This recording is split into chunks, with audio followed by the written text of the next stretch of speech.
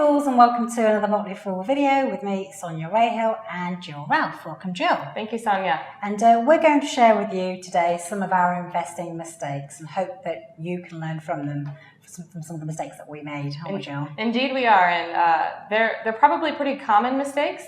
Sonia, yours is at the beginning of an investor journey. Mine's more halfway, maybe. So let's start with you. Tell us, what is your biggest investing mistake? Okay, my biggest mistake is actually not recognizing the fact that I should have investing sooner than I did. I was sitting on piles of money I've been saving for many years, happily handing my money over to fund managers.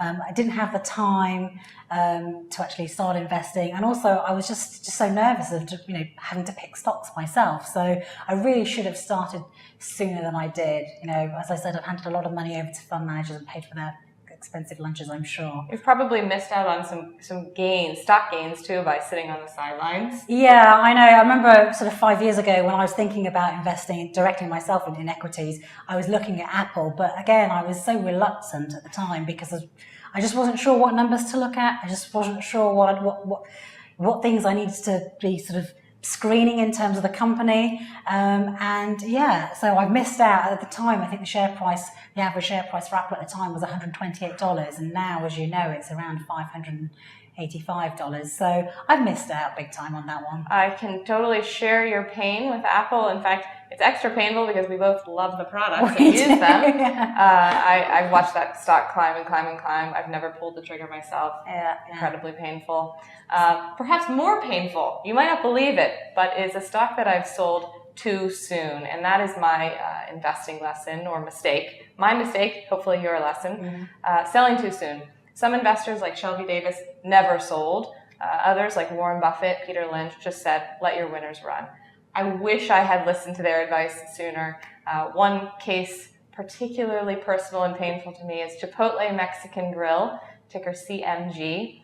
I owned that stock for about less than a year, and I sold it in 2009 at about $39 US dollars per share, and I had doubled my money. Wow. It was a 100% gain. I was pumped. I was so excited.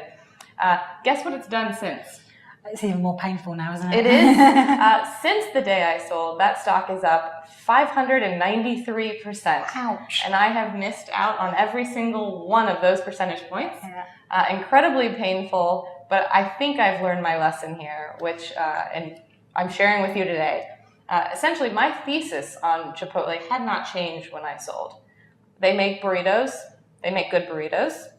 I figured they were going to keep making burritos, but I was anchoring to a number, and for me that number was a double. And I thought it was a great number for me. I hope everyone in their investing journey gets a double, but I anchored to it, and I failed to see the future of Chipotle, so I sold my stock. I missed out on that gain. I have others in my portfolio that are painful, but that is perhaps the most personally painful to me, and so that is my lesson. Learn from me. Please don't make that mistake yourself.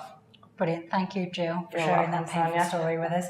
So that's 2 investing mistakes that hopefully you can get some... You can avoid. Just don't do it. Exactly. That's the bottom line here. Don't do it. So failing to get started and selling too soon. I hope that's helped you. Thank you, and fall on.